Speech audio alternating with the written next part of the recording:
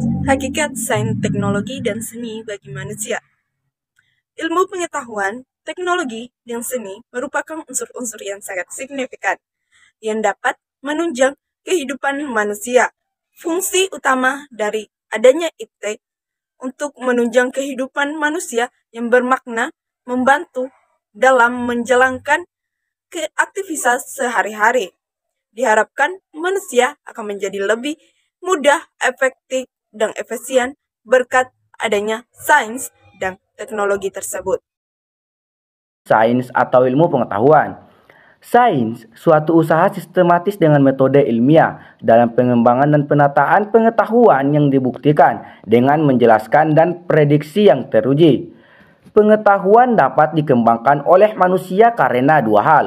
Yang pertama, manusia mempunyai kemampuan berpikir dan berbahasa, yang kemudian keduanya saling mendukung tumbuh kembangnya pengetahuan.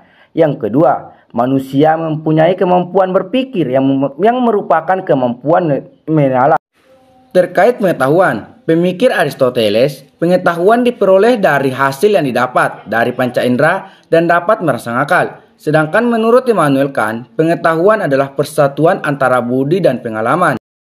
Selanjutnya yaitu satu pengetahuan dapat saja dikategorikan sebagai ilmu apabila dia memenuhi beberapa syarat. Syarat-syarat tersebut yaitu yang pertama, memiliki aspek ontologis. Hal ini di mana kajian tersebut memiliki objek atau bahan kajian yang ilmiah atau jelas. Yang kedua yaitu memiliki aspek epistemologis, yaitu di mana bidang keilmuan tersebut memiliki metode kerja yang jelas atau terukur.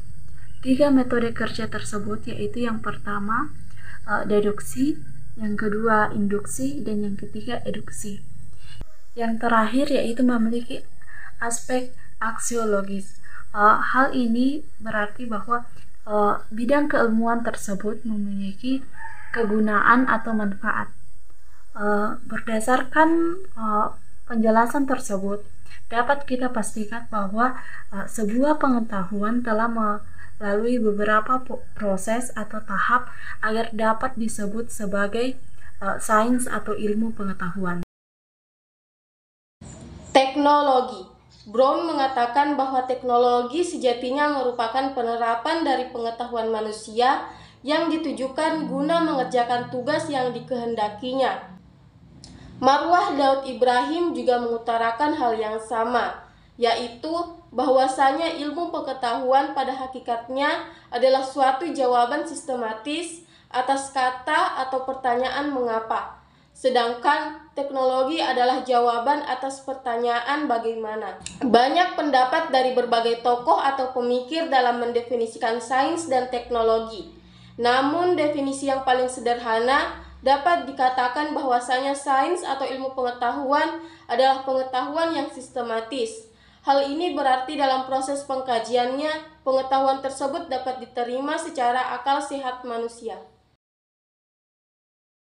Seni berasal dari bahasa Latin, yaitu ars yang berarti kemahiran. Secara etimologi dapat diartikan sebagai suatu kemahiran dalam membuat barang atau mengerjakan sesuatu. Seni identik dengan sesuatu keindahan, namun tidak semua keindahan dapat kita artikan sebagai sebuah karya seni. Dalam konteks ini, beberapa orang menganggap seni dan keindahan adalah dua istilah yang dapat dibedakan meskipun saling berkaitan. Menurut Al-Ghazali, seni tidak hanya dibutuhkan manusia untuk kenikmatan saja, namun juga kehadiran seni memberikan kepuasan jiwa atau batin.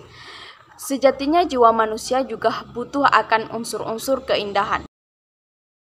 Lalu, apa kaitannya seni dan teknologi? Seni dapat menambah nilai tambah atau value pada hasil karya teknologi tersebut.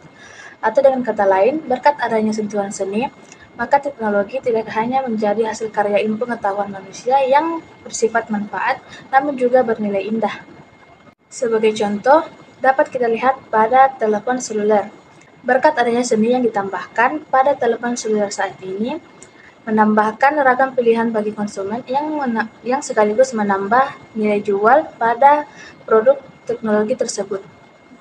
Dari ketiga hal yang telah dibahas di atas, yaitu sains, teknologi, dan seni, dapat kita simpulkan yaitu seni lahir dari pengetahuan, dan seni atau pengetahuan dapat melakukan teknologi, dan seni menambahkan nilai tambah pada hasil teknologi tersebut.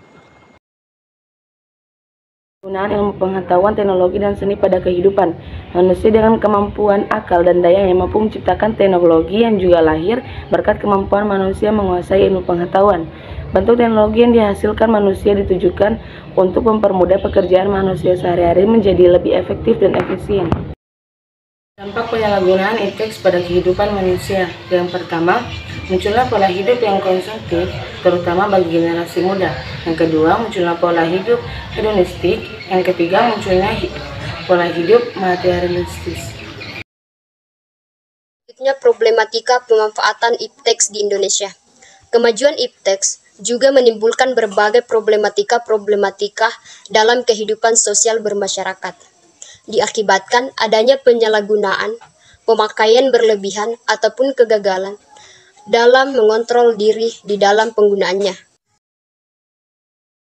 Adapun problematika iptek di Indonesia yang pertama yaitu rendahnya kemampuan iptek nasional dalam menghadapi pengembangan global.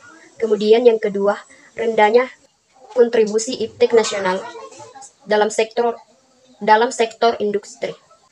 Kemudian yang ketiga, belum optimalnya mekanisme intimidasi iptek menjembatani interaksi antara kapasitas penyedia iptek dan kebutuhan pengguna.